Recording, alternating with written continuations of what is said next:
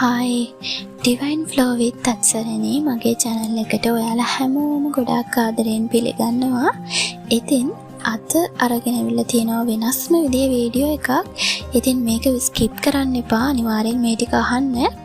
ඉතින් මම ලස්සන පින්තූර තුනක් අදත් ඔයාලට අරන් ඇවිත් තියෙනවා. මෙතනදී මම ඉස්සෙල්ලාම ඔයාලට කතා කරන්නේ ඔයා මේ වෙලාවේ ඉන්නේ මොකක් හරි ප්‍රශ්නයකද, මොකක් හරි ගැටලුකාරී තත්ත්වයකද, මොකක් හරි මානසික පීඩනයකද.